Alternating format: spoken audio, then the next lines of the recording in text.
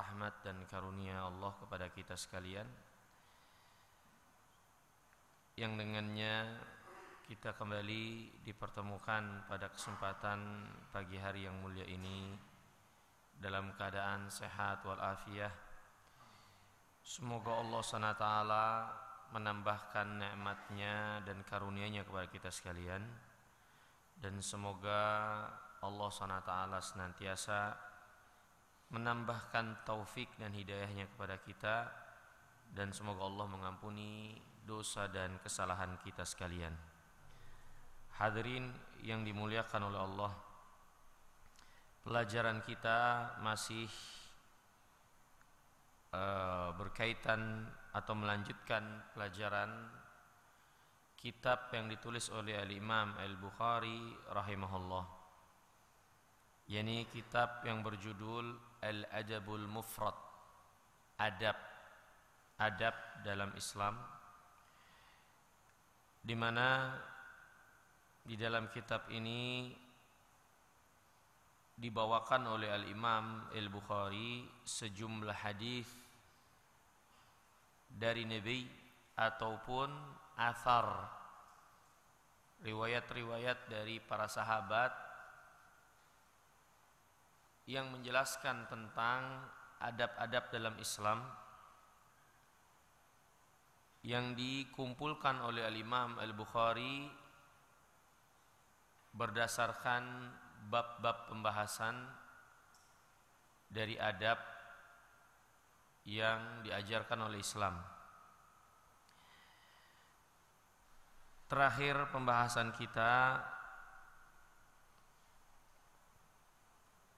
penjelasan tentang bab-bab yang berkaitan adab kepada anak, ya, kepada anak. Ini bagaimana adab orang tua terhadap anaknya ketika anaknya hidup atau ketika anaknya meninggal dunia, dan apa yang Allah SWT janjikan bagi orang-orang yang sabar ketika tertimpa musibah kematian anaknya.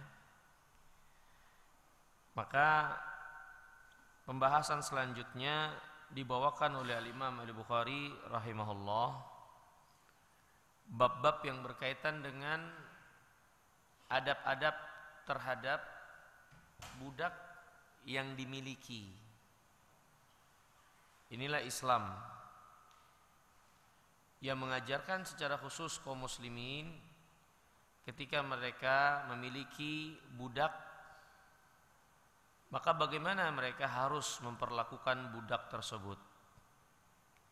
Hadirin yang dimuliakan Allah, perlu kita ingatkan di sini, yang dimaksud dengan budak di sini adalah tawanan perang.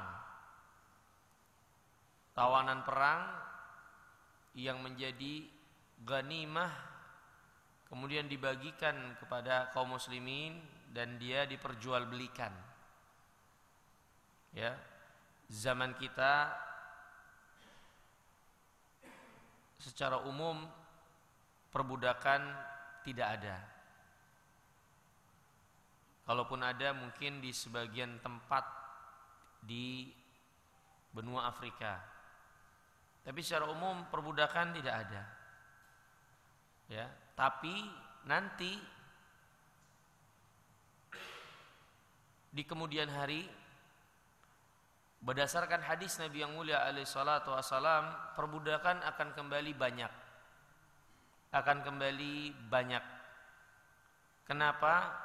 Di antara sebabnya akan terjadi peperangan yang banyak dan akan banyak lagi perbudakan. Ya. Dan perbudakan ini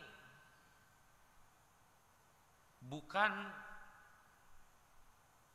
apa yang dipaksakan oleh Islam di dalam memperlakukan manusia atau tawanan perang, bukan.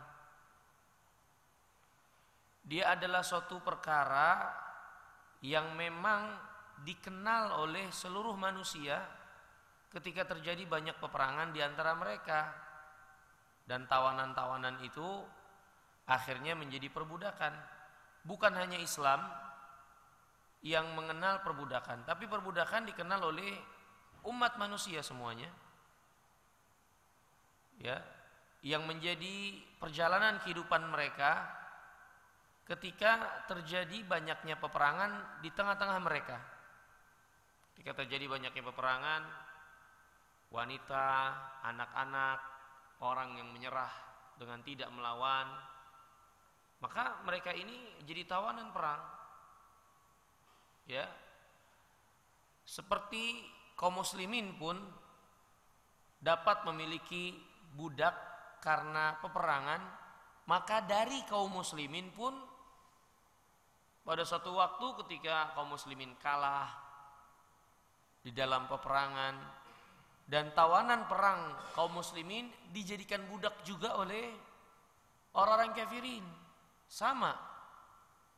Jadi dia adalah sebuah perlakuan yang bukan sesuatu yang dipaksakan di dalam Islam atau yang ditetapkan dalam Islam, ya, untuk menjadikan budak manusia, bukan. Tapi dia adalah sesuatu perjalanan dari kehidupan manusia yang terjadi di antara mereka, di mana mereka manusia, ya, di antara perjalanan hidup mereka adalah menjadikan budak di antara mereka sendiri karena sebab terjadinya peperangan di antara mereka. Ya, jadi dia bukan sesuatu yang ditentukan oleh Islam, ya, menetapkan seseorang menjadi perbudakan, bukan. Tapi dia perkara yang memang menjadi perjalanan manusia. Apa yang ditetapkan oleh manusia dalam kehidupan mereka, ya, untuk lebih dekatnya mendekatkan makna, kasusnya itu seperti nikah. Pernikahan ini sesuatu yang menjadi perjalanan hidup manusia. Mereka dalam menjalani hidup ini akan menikah, berpasang-pasangan.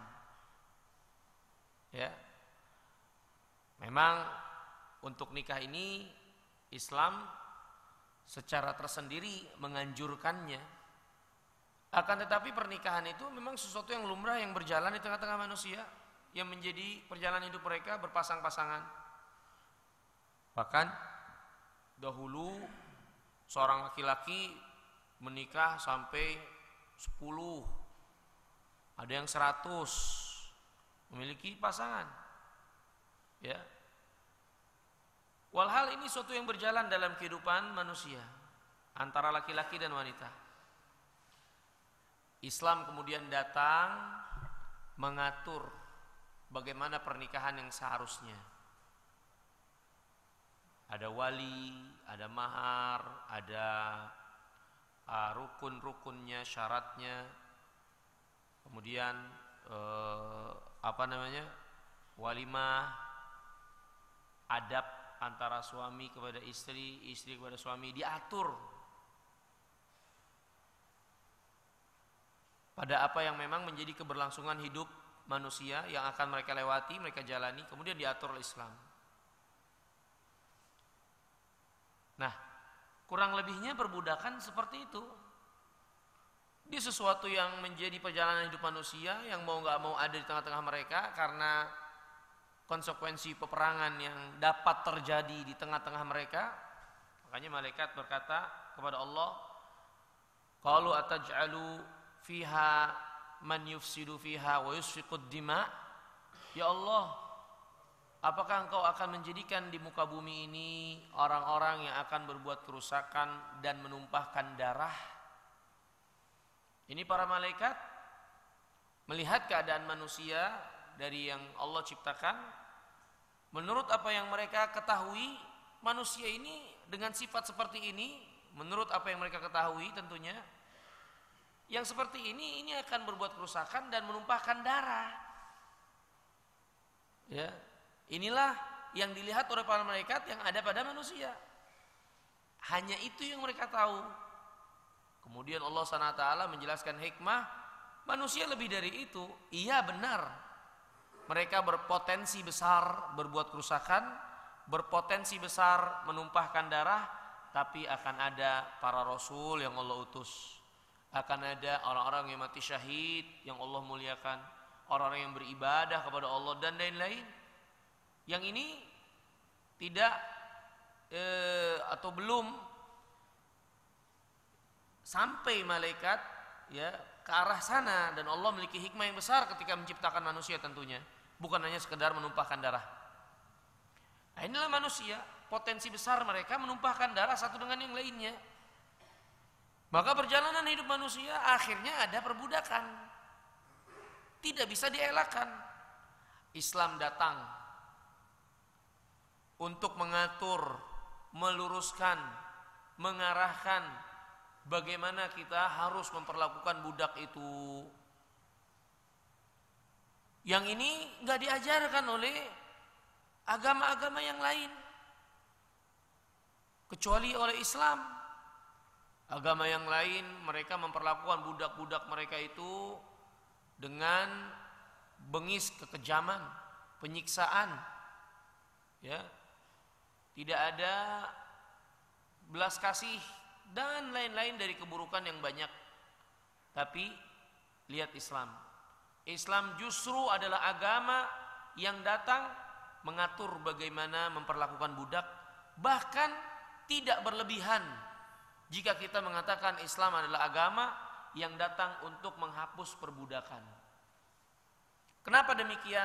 Karena banyak syariat Islam, banyak syarat-syarat Islam di mana hukuman dari suatu pelanggaran adalah membebaskan budak.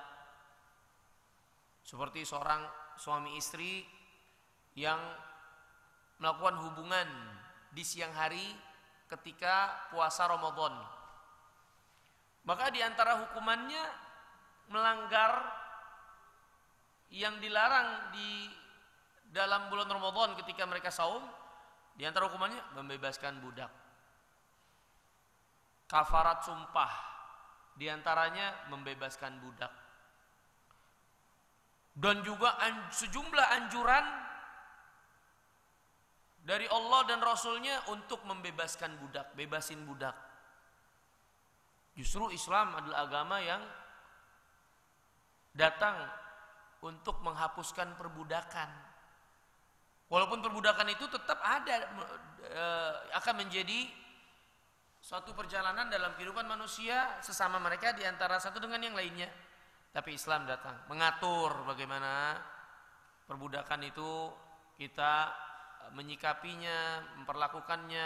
Kemudian Islam adalah agama yang datang untuk membebaskan perbudakan, menghapus perbudakan. Sehingga datanglah sejumlah syariat di mana di antara yang disyariatkannya adalah membebaskan budak, dan sangat menganjurkan membebaskan budak, terutama budak-budak yang Islam, yang masuk Islam. Kadang-kadang tawanan itu di awalnya mereka mungkin kafir, jadi tawanan, jadi budak, tapi karena melihat Islam, melihat kaum muslimin, ya, bergaul dengan kaum muslimin, tertarik dengan keislaman, mereka masuk Islam, tapi posisinya masih budak. Nah, terutama budak-budak yang muslim, yang mukmin, sangat diutamakan untuk dibebaskan.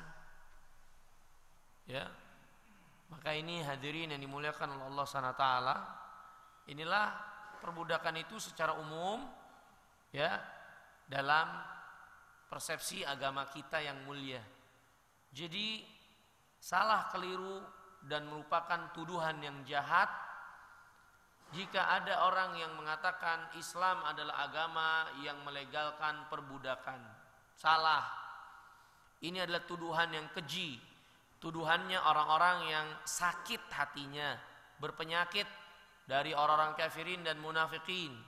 Islam bukan agama yang melegalkan perbudakan, tapi perbudakan memang legal ketika terjadi banyaknya peperangan. Bukan hanya kaum muslimin, orang kafirin pun mengambil budak-budak itu. Justru Islam adalah agama yang datang untuk menghapuskan perbudakan, menghilangkan perbudakan, dan Islam mengatur secara rinci bagaimana adab terhadap budak-budak itu.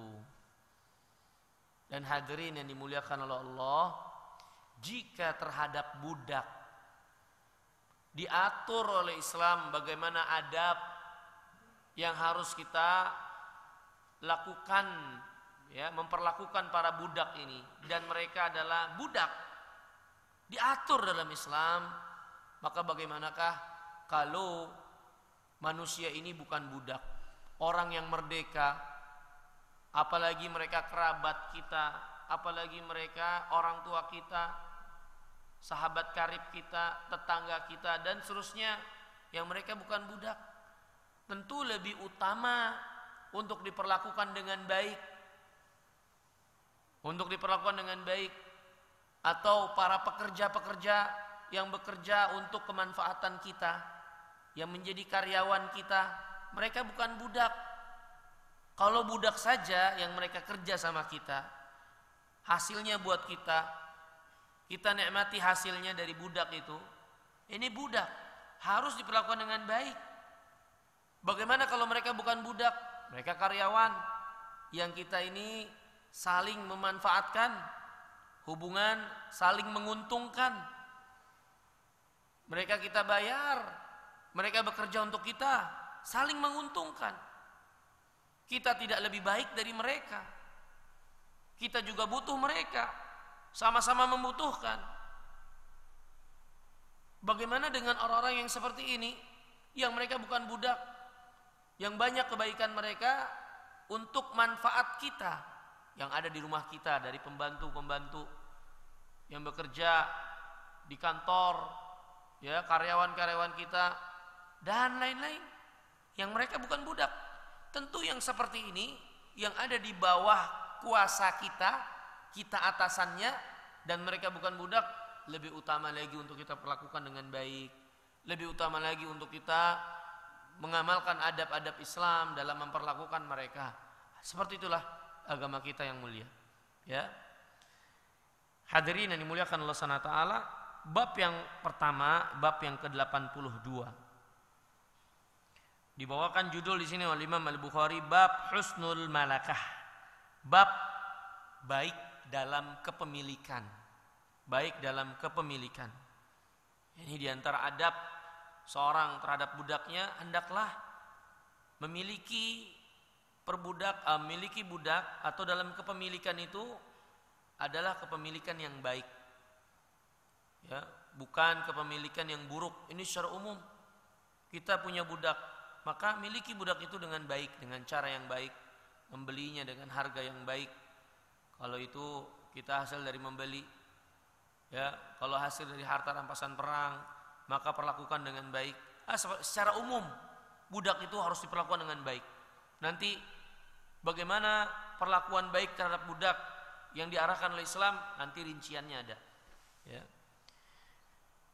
Dari Abdullah bin Mas'ud radhiyallahu taala an, dari Nabi yang mulia sallallahu alaihi wasallam, hadis yang ke-157, ajibud da'i wala taruddul hadiyah wala tadribul muslimin.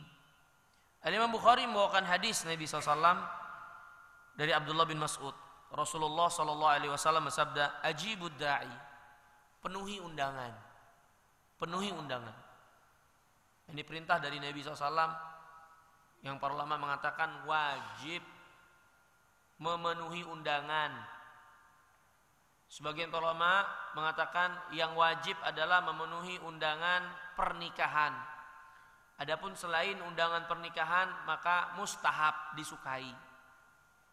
Kenapa undangan pernikahan wajib untuk dipenuhi? Karena dalam hadis yang lain, Nabi yang mulia SAW bersabda, barang siapa yang diundang kemudian dia tidak datang, undangan walimah, maka dia telah bermaksiat kepada Abul Qasim, ini kepada Muhammad alaihi salatu wasallam. Dan maksiat kepada Muhammad alaihi salatu wasallam itu dosa. Dan gak mungkin sebuah perbuatan kecuali wajib, karena ditinggalkannya adalah dosa. Ya, sebuah perbuatan kalau ditinggalkan dosa, berarti perbuatan itu adalah wajib. Ya, maka sebagian para ulama mengatakan memenuhi undangan yang wajib adalah undangan walimah. Adapun undangan selain undangan walimah, maka secara umum perintahnya tidak sampai kepada derajat wajib. Sebagian yang lain para ulama mengatakan undangan hukumnya wajib untuk dipenuhi, apapun itu, berdasarkan keumuman hadis Nabi yang mulia alaihi wasallam. Karena Nabi memerintahkan ajibud da'i, misalnya ini, penuhi undangan. Ya. Maka hukum asal dari perintah adalah wajib. Hukum asal dari perintah adalah wajib. Dan ini sifatnya perintah. Dan ini sifatnya umum untuk setiap undangan. Maka sebagian ulama mengatakan memenuhi undangan apapun itu, walimah atau yang lainnya, hukumnya wajib. Kecuali baik walimah atau yang lainnya, kecuali ada penghalang, uzur yang dibenarkan oleh syariat untuk tidak mendatangi undangan. Maka nggak ada masalah dan nggak ada dosa tidak memenuhi undangan. Apa saja uzurnya? Yang pertama, sakit. Ya, yang kedua, tidak memiliki kemampuan untuk mendatangi tempat kita diundang, jauh misalnya, nggak punya ongkos, ya, berat untuk mendatanginya, ya, atau ada perkara yang lebih penting untuk kita urus sehingga kita nggak bisa memenuhi undangan karena undangan itu biasanya terbatas waktunya, ya, atau penghalangnya juga diantaranya perkara-perkara yang mungkar, maksiat yang ditegakkan di tempat undangan. Kita diundang, tapi di situ disediakan, dihidangkan khamr atau maksiat yang lainnya. Maka undangan-undangan seperti ini penghalang untuk kita tidak mendatanginya. Tapi secara umum undangan itu wajib untuk didatangi kecuali ketika ada penghalang untuk tidak mendatanginya. Dan ini hadirin yang dimuliakan Allah Taala, adab ini diajarkan oleh Islam, menunjukkan kepada kita kaum muslimin untuk saling menghargai satu dengan yang lainnya. Karena dengan memenuhi undangan kita menghargai saudara kita. Kita akan memberikan kebahagiaan bagi saudara kita dengan kita memenuhi undangannya. Karena orang yang mengundang ketika kita datang, mereka akan senang. Mereka merasa dihargai, mereka merasa dihormati. Ya, dan lain-lain. Dan ini menunjukkan inilah agama kita. Kaum muslimin satu dengan yang lainnya harus saling menghargai. Walaupun sekedar diundang makan kaki kambing misalnya. Dan Nabi yang mulia alaihi wasallam pernah kita lewati, ya, hadisnya. Yani aku akan datang kalau aku diundang, walaupun hanya diundang untuk makan kaki kambing. Ya, terkadang kita gengsi untuk mendatangi undangan karena yang mengundang itu mungkin tidak menyediakan makanan yang kita yang menurut kita layak buat kita, yang tidak mewah, kita nggak mau mendatanginya. Maka ini menyelisihi akhlak Rasulullah Sallallahu Alaihi Wasallam yang sangat rendah hati. Jangankan orang besar yang mengundang, orang-orang yang miskin dari kaum muslimin yang mengundang beliau, jika tidak ada penghalang beliau akan mendatanginya. Karena itu akan memberikan penghormatan, pemuliaan kepada yang mengundang. Dan inilah kaum muslimin yang diajarkan untuk memiliki adab satu dengan yang lainnya, yaitu saling rendah hati dan menghargai satu dengan yang lainnya. Kemudian kata Nabi, wala taruddul hadiyah. Penuhi undangan dan jangan tolak hadiah. Kalau dikasih hadiah jangan tolak. Karena hadiah ini akan bisa menghadirkan kecintaan satu dengan yang lainnya. Kata Nabi, tahadu tahabu. Salinglah beri hadiah, kalian akan saling mencintai. Dan Nabi yang mulia SAW bersabda, la tadkhulul jannah hatta tu'minu wa la tu'minu hatta tahabbu. Kalian tidak akan masuk surga sampai kalian saling mencintai karena Allah. Dan kalian tidak akan saling mencintai, ya. Kalian tidak akan masuk surga sampai kalian beriman. Dan kalian tidak akan sampai pada kesempurnaan keimanan sampai kalian itu saling mencintai satu dengan yang lainnya. Maka saling mencintai di antara kaum muslimin, ini di antara perkara yang ditunjukkan oleh agama kita, diperintahkan oleh Allah dan Rasul-Nya. Dan telah datang sejumlah syariat menjembatani hingga terjadinya saling kecintaan di antara kaum muslimin. Di antaranya apa? Saling memberi hadiah, menerima hadiah dari saudara kita. Boleh nggak kita tidak menerima hadiah? Dalam satu hal boleh. Seperti nanti ada penjelasan sendiri bab hadiah. Kapan? Contohnya hadiah yang itu sifatnya riswah, sogokan. Walaupun dibalut hadiah, tapi intinya sogokan. Makanya seperti ini jangan terima. Ya. Atau nanti ada hal yang lainnya, hukum asalnya hadiah kita terima, tapi kalau ada perkara-perkara yang dibenarkan untuk tidak menerima hadiah, nggak ada masalah tidak menerimanya. Ya. Kemudian kata Nabi SAW, wala tadribul muslimin. Janganlah kalian memukul orang-orang Islam, nggak boleh. Kecuali pukulan yang ini adalah hukum had atau untuk mendidik orang-orang yang berada di bawah kekuasaan kita. Kalau hukum had misalnya berzina, yang berzina kan dihukum, kalau dia belum menikah dipukul 100 kali, ya.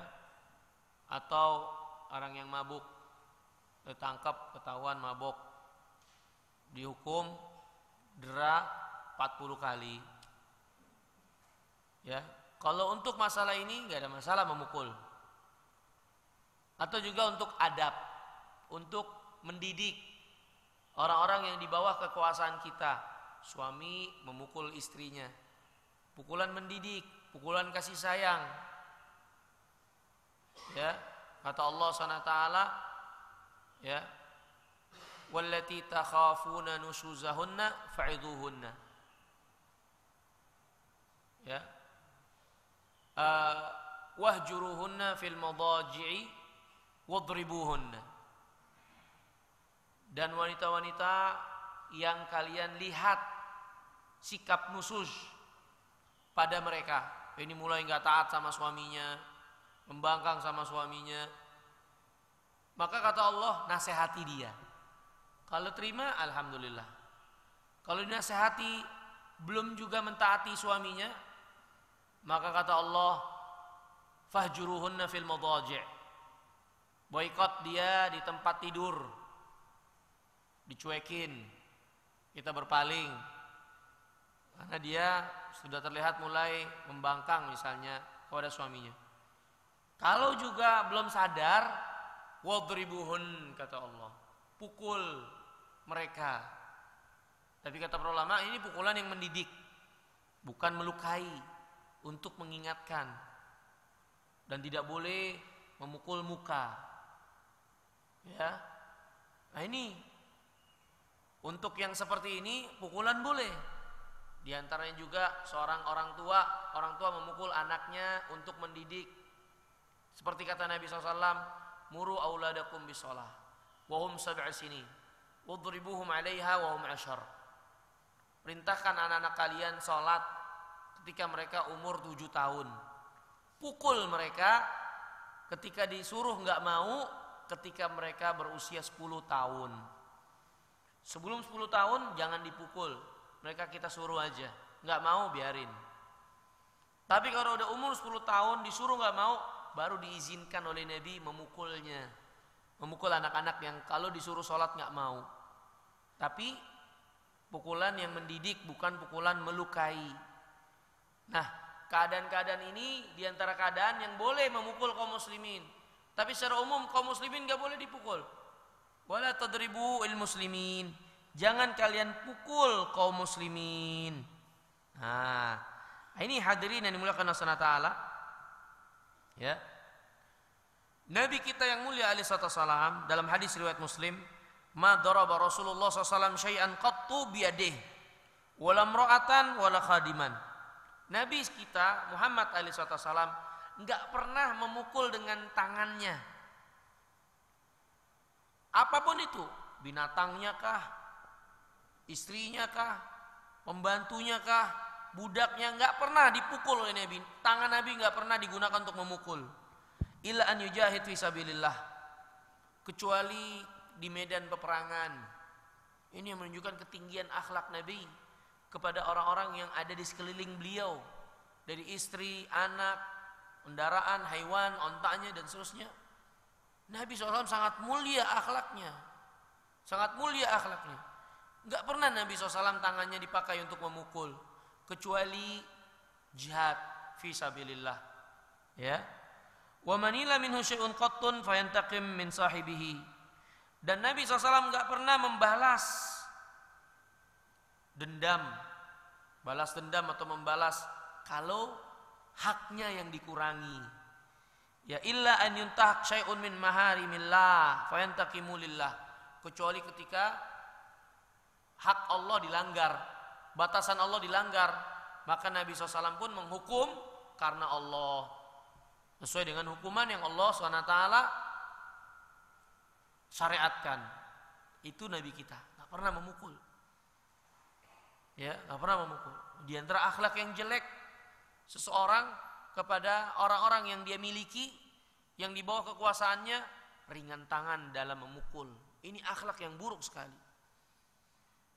Dalam agama kita boleh, mungkin untuk memukul orang-orang yang ada di bawah kita, tapi ada tahapannya. Nasehatin, gak bisa, diboikot, belum bisa, baru pukul.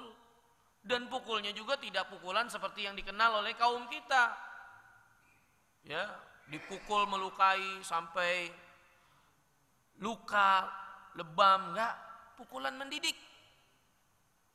Di mana pukulan itu bukan memukul yang diinginkan, tapi mengingatkan.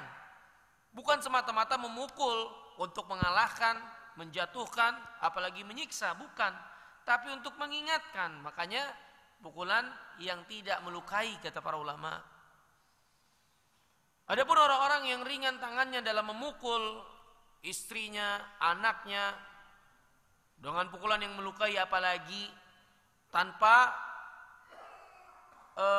alasan yang dibenarkan oleh syariat, ini adalah akhlak yang jelek. Termasuk memukul budak. Kadang-kadang seorang merasa dia itu pemilik si budak, dia menguasai si budak. Si budak salah, saking keselnya pukul. Ya, pembantunya di rumah. Ya, kadang-kadang kita merasa kita yang gaji, kita yang bayar, dia tinggal di rumah kita, dia kita kasih makan, sehingga ketika dia berbuat salah, kita merasa besar. Dan ini orang yang di bawah kita pukul. Ini akhlak yang jelek. Dibawakan oleh Imam Al-Bukhari bab husnul malakah, baiknya dalam kepemilikan. Dibawakan hadis ini, yang menjadi pelajaran adalah wala tadribul muslimin, jangan mukul orang-orang Islam. Termasuk orang-orang Islam yang menjadi budak-budak kita. Kadang budak-budak itu orang Islam, maka jangan pukul mereka. Mereka saudara kita juga, mereka orang Islam. Walaupun kalian pemiliknya, kalian menguasai dia, tapi tetap keislaman dia membuat kalian tidak boleh memperlakukan budak kalian yang Islam ini dengan jelek. Perlakukan mereka dengan baik. Baiklah dalam perlakuan, memperlakukan manusia walaupun dia budak, apalagi kaum muslimin. Ini yang menjadi pelajaran. Ya, bahwasanya dalam kepemilikan budak kita harus memiliki, menguasainya dengan baik, dengan cara-cara yang baik, bukan dengan cara-cara yang jelek. Diantaranya adalah dengan memukul mereka. Ya. Walaupun mungkin kadang budak itu salah, keliru, buat kita kesel, buat kita marah, maka maafkan. Nanti ada bab memaafkan budak. Kemudian dibawakan hadis yang berikutnya, hadis 158 dari Ali radhiyallahu taala anhu qala kana akhiru kalamin nabi sallallahu alaihi wasallam yakni baina yaday mautih as-salah as-salah ittaqullah fima malakat aymanukum. Di akhir-akhir hayat Nabi, beliau alaihissalam bersabda, ini wasiat beliau, ini menjelang kematian. Di antara kalimat yang Nabi SAW ucapkan menjelang kematiannya, yang menunjukkan ini wasiat yang penting untuk diperhatikan. Jangan sampai kita remehkan dan abaikan. Kata Nabi, as-salah, as-salah, salat, salat. Ini jaga salat. Ini wasiat Nabi. Sampai sebelum matinya Rasulullah terus ngingetin salat. Maka salat itu penting. Penting dalam agama kita. Penting untuk keberagamaan kita. Penting bagi seorang muslim untuk agamanya. Gak ada harapan bagi orang yang beragama Islam tapi gak ada sholat, tapi tidak mengerjakan sholat. Sulit orang yang seperti ini diharapkan kebaikannya. Tapi ketika seorang mungkin salah, keliru, dosa, tapi masih memperhatikan sholat, masih mengerjakan sholat 5 waktu, masih potensi besar diharapkan kebaikan. Potensi besar diharapkan kebaikan.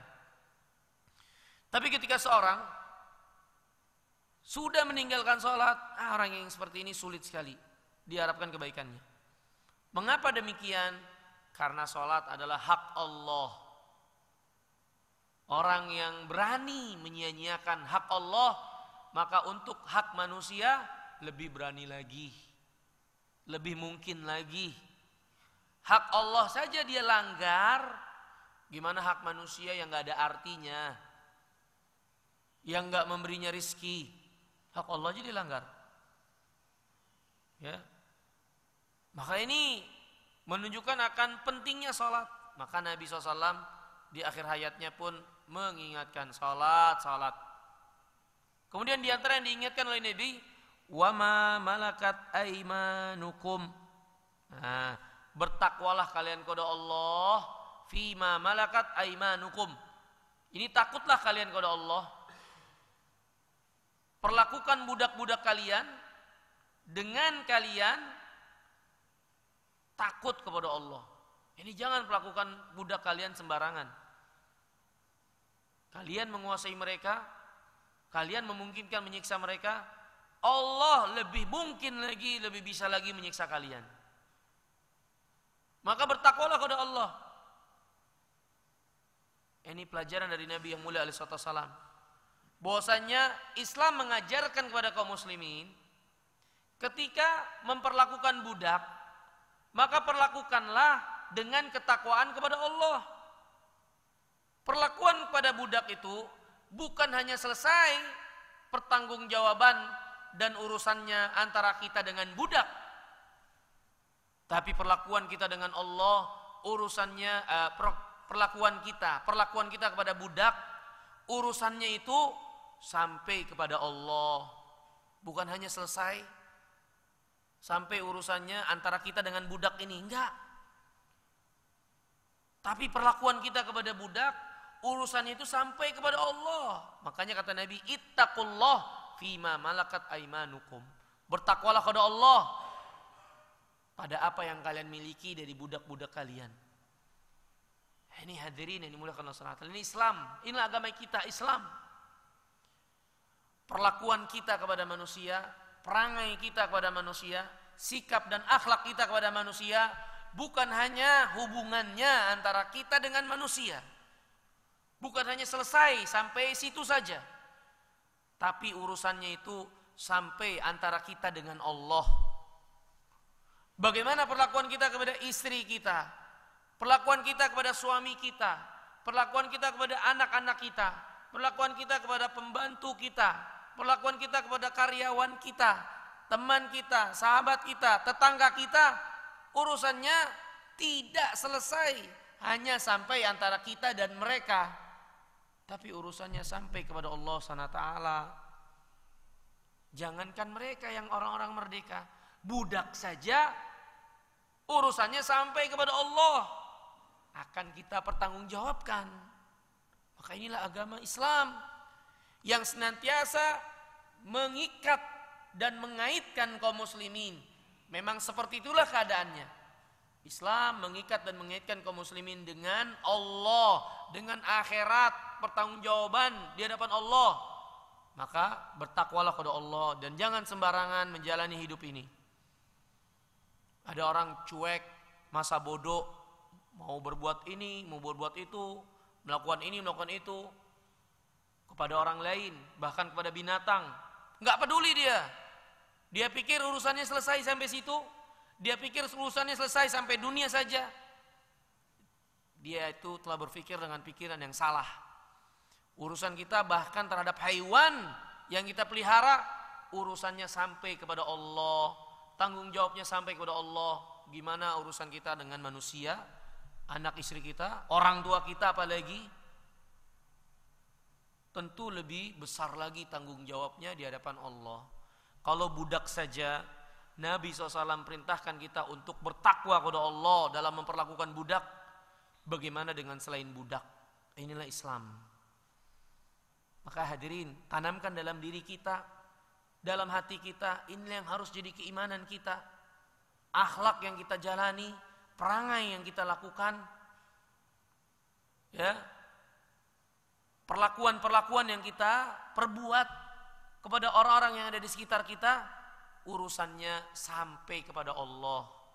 Enggak hanya selesai antara kita dengan mereka, urusannya sampai kepada Allah Subhanahu wa ta'ala. Tanamkan ini dalam diri kita sehingga membuat kita takut untuk berbuat jelek, untuk menzolimi, untuk merampas hak orang lain. Takutlah kita kepada Allah Subhanahu wa ta'ala. Manusia mungkin kita bisa kecoh, bisa kita bohongi, kita bisa tipu, tapi bagaimana nanti ketika kita berhadapan dengan Allah, ditanya oleh Allah, siapa yang dapat membela dan menutupi kesalahan-kesalahan kita? Maka hanya takwa kepada Allah SWT itu yang akan menyelamatkan kita di dunia dan di akhirat. Termasuk perlakuan terhadap budak. Bab yang kedua, su'ul malakah, buruk dalam kepemilikan. Kita soal jawab atau? Soal jawab. Ya, mungkin sampai sini dulu.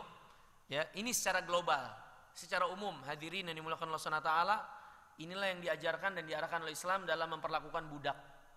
Perlakukan mereka dengan baik, perlakuan yang itu ada tanggung jawabannya di hadapan Allah, perlakuan yang kita akan ditanya oleh Allah Subhanahu wa taala tentang perlakuan kita, ya, itu terhadap budak, tentu bagaimana dengan yang lainnya. Inilah agama kita yang mulia, ya, yang telah mengajarkan kepada kita adab-adab terhadap budak, apalagi kepada yang lainnya.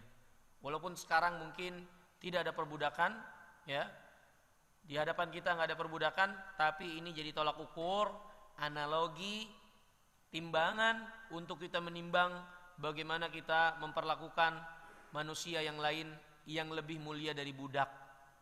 Seperti itu. Wallahu ta'ala a'lam bishawab. Ada yang ingin ditanyakan mungkin silahkan, tentang apa yang kita bahas atau yang bisa saya jawab. Wallahu ta'ala a'lam. Silakan pada bapak-bapak dan ibu, kita buka sesi tanya jawab. Sebelumnya terlebih dulu kalau mau menanyakan menyebut nama, kami persilakan. Ada yang mau tanya? Atau dari masalah ini perbudakan atau yang lainnya yang bisa saya jawab tentunya. Soal ibu-ibu mungkin ada yang ingin ditanyakan? Ada. Pucip. Ada ibu-ibu, Pucip.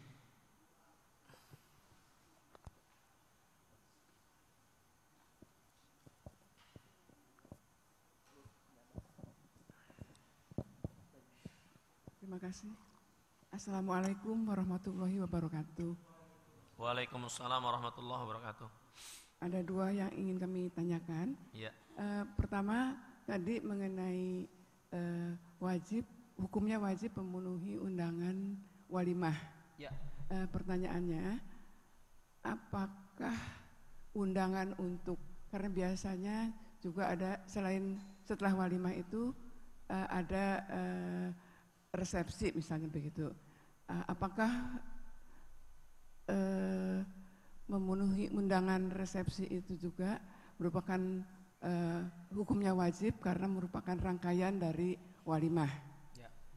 Kemudian yang kedua, tadi mengenai perlakuan kepada sesama makhluk Allah, saya tadi mungkin saya tidak mendengar bagaimana perlakuan kita terhadap tanaman atau tumbuh-tumbuhan. Ya, karena misalnya ada cerita bahwa kalau tanaman buah-buahan itu tidak berbuah, kita pakai golok gitu, diapain gitu, itu kan menyiksa menurut kita gitu. Bagaimana itu? Terima kasih. Wassalamualaikum warahmatullahi wabarakatuh. Waalaikumsalam warahmatullahi wabarakatuh. Iya. Pertanyaan yang sangat menarik sekali. Yang pertama tadi mengenai undangan.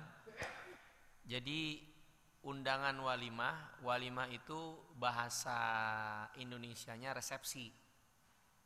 Kita itu kan kalau pernikahan ada undangan itu dua, akad sama resepsi, ya.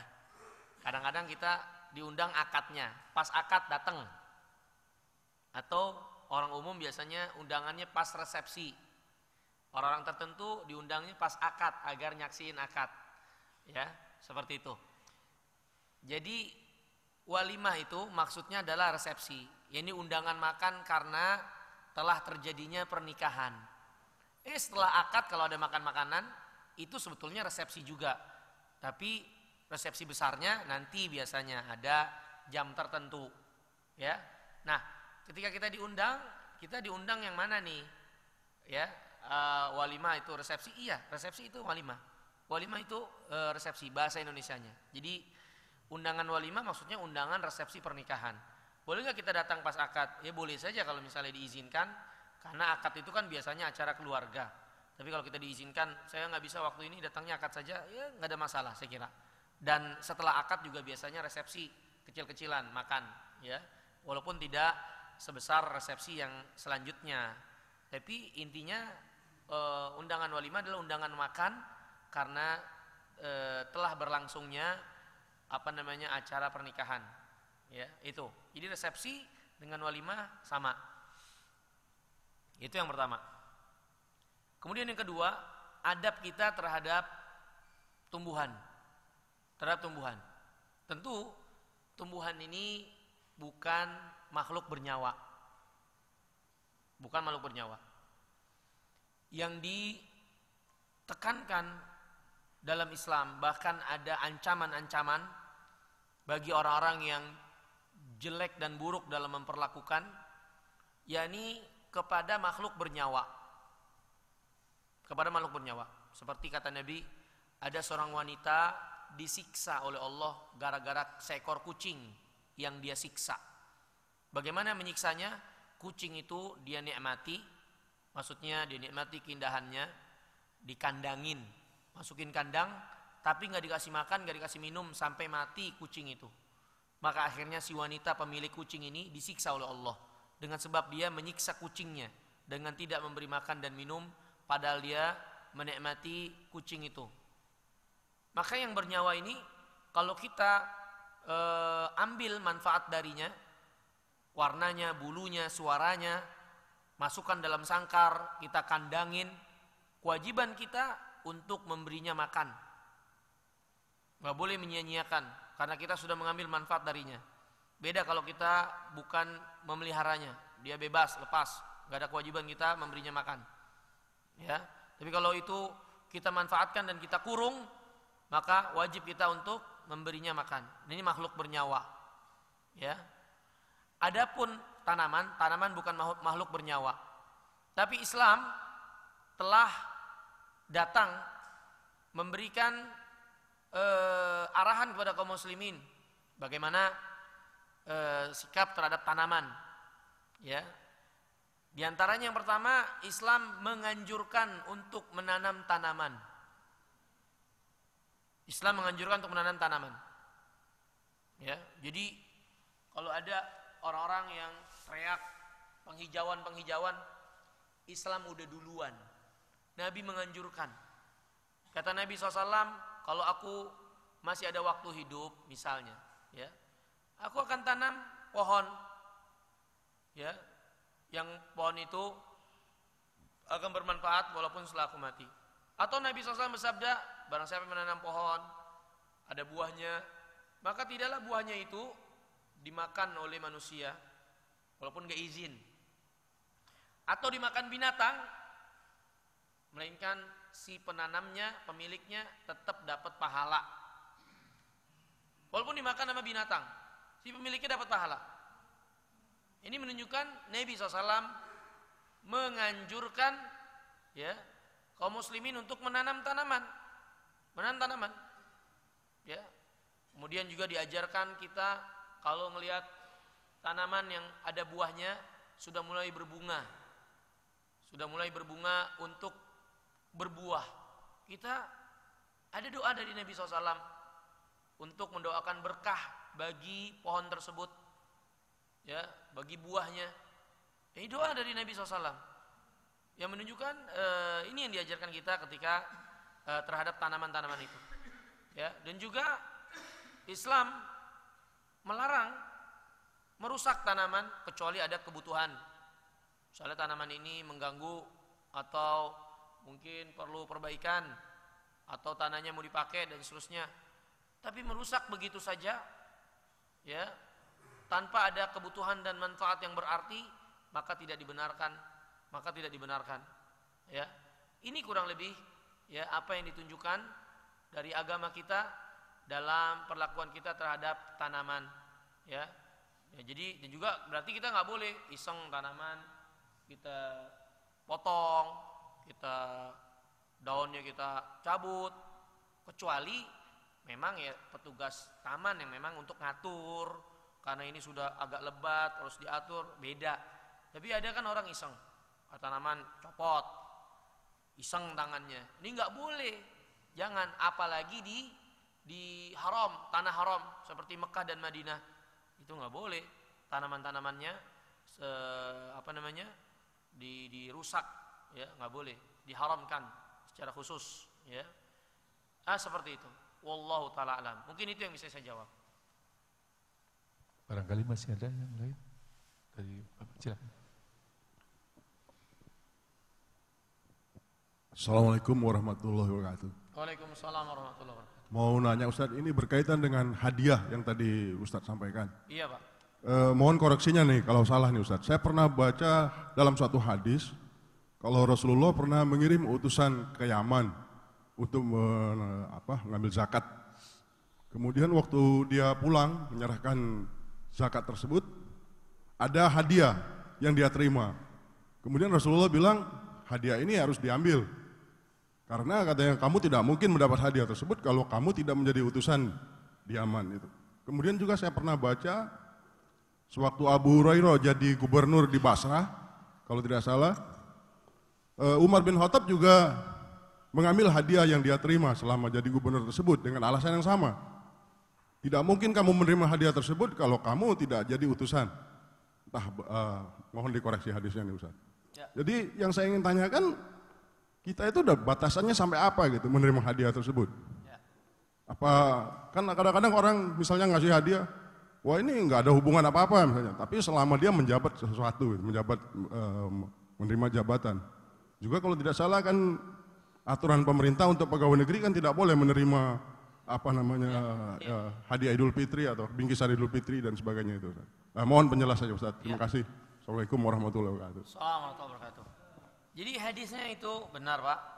Utusan Nabi untuk mengambil zakat, kemudian dia dapat hadiah, tapi oleh Rasulullah tidak boleh diambil, Jadi bukan boleh diambil, nggak boleh diambil. Kenapa nggak boleh diambil? Karena ini kan utusan petugas pemerintah. Dikhawatirkan ketika mereka menerima hadiah, di mana mereka pelayan publik, nanti akan ada kecenderungan dalam melayani. Karena semua haknya sama, publik haknya sama. Tapi ketika pelayan publik menerima hadiah dari seorang, tidak yang lainnya, maka tentunya akan timbul kecenderungan hati untuk melayani yang beri hadiah itu dengan lebih baik atau seperti apalah, tidak seperti yang lainnya, ya, atau mengurangi kewajibannya dan seperti itu. Makanya kata Nabi suruh pulangin hadiah itu. Engkau kalau bukan jadi petugas, tentu nggak dikasih hadiah. Ya, ini yang jadi sebab kenapa Nabi SAW tidak membolehkan menerimanya. Kenapa? Karena kalau dia bukan menjadi petugas Nabi, tentu dia nggak akan diberi hadiah. Hadiah ini tentu diberikan karena orang ini petugas, dan ini dikhawatirkan. Pertama, dikhawatirkan dari orang yang memberi hadiah ada maksud tertentu, dia memberi hadiah untuk diringankan, misalnya harta zakatnya yang tadinya sekian, karena dia nggak mau kasih semua, dia kurangin. Atau nanti dikhawatirkan bagi petugasnya, dari orang pemerintahnya akan ada kecenderungan untuk memberikan keringanan-keringanan yang itu pelanggaran, ya, padahal dia harus menunaikan kewajiban dari tugasnya. Maka Nabi memerintahkan dia untuk tidak menerima hadiah yang seperti itu, ya. Nah ini, jadi ya, benar di situ, tapi Nabi SAW perintahkan jangan terima. Nah, ini hadiah yang seperti ini adalah hadiah yang akan menimbulkan kemudaratan baik bagi yang memberi hadiah atau yang akan menerimanya. Dan petugas pemerintahan memang tidak boleh memberi hadiah, tidak boleh menerima hadiah, karena mereka pelayan publik, mereka sudah digaji oleh publik. Ya, maka dari arah mana mereka dibenarkan untuk menerima hadiah lagi? Yang ini dikhawatirkan akan ada kecenderungan, akan ada hati yang mencintai orang yang memberinya, sehingga perlakuan-perlakuan yang ma'ruf lah pastinya. Hadiah itu ada apa di baliknya kalau berkaitan dengan petugas pemerintahan. Seperti itu. Ya. Ada lagi mungkin? Iya.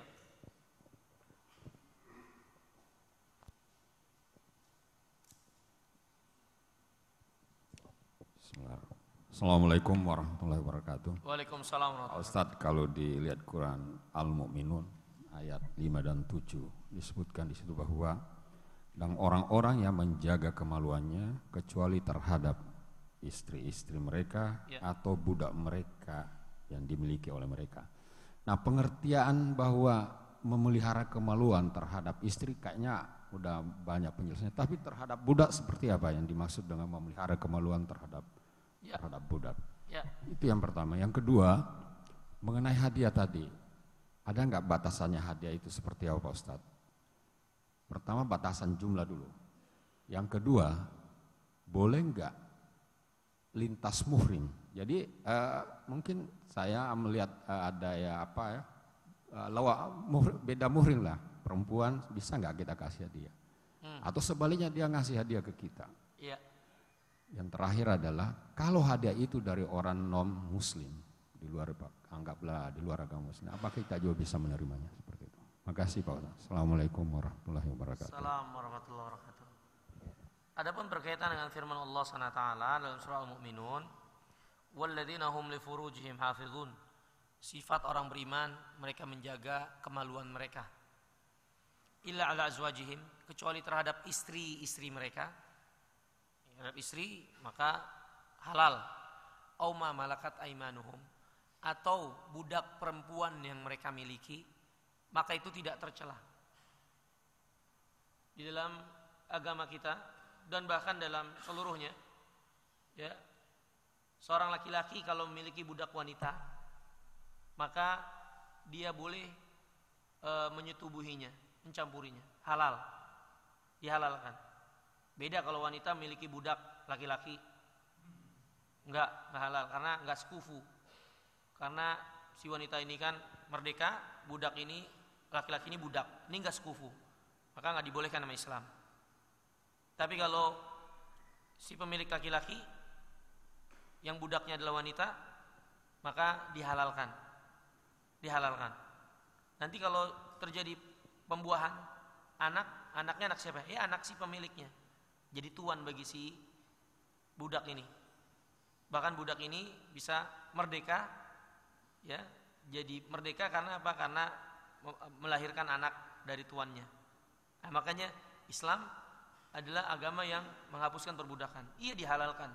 Tapi kalau sampai terjadi pembuahan, tanggung jawab budak ini bisa jadi merdeka, ya, dan karena dia melahirkan anaknya yang dari hasil dari tuannya, ya, seperti itu.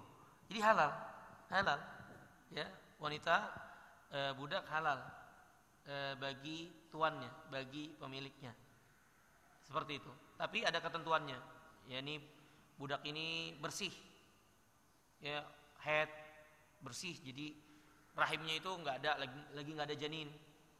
Kalau dia lagi hamil nggak boleh. Kalau dia sudah bersih boleh. Agar tidak terjadi percampuran, nanti bingung nih anak siapa. Ya, seperti itu. Ini dibolehkan, nggak ada masalah. Ya, seperti itu.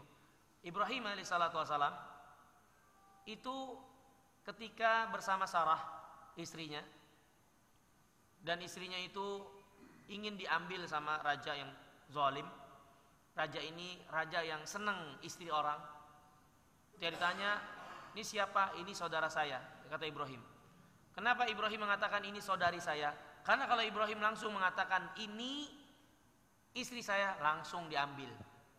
Maka Ibrahim mengatakan ini saudari saya. Karena orang ini raja yang senang istri orang. Kalau istri orang dia pasti ambil. Dan Sarah itu termasuk wanita yang sangat cantik sekali. Dan raja ini terpukau dengan kecantikan Sarah, ya, dan seterusnya ceritanya panjang. Sampai akhirnya raja ini nggak bisa menguasai Sarah, dan dilepaskanlah Ibrahim dengan istrinya ini. Dan Sarah dikasih hadiah budak. Siapa budaknya ini? Hajar, ibunya Ismail. Yang budak ini kemudian dihadiahi kepada Ibrahim, ya, dihadiahi kepada suaminya Ibrahim. Nah, Ibrahim ketika memiliki budak ini menyetubuhinya dan hamil. Sarah belum hamil. Dan dari Hajar itulah lahir anaknya Ismail.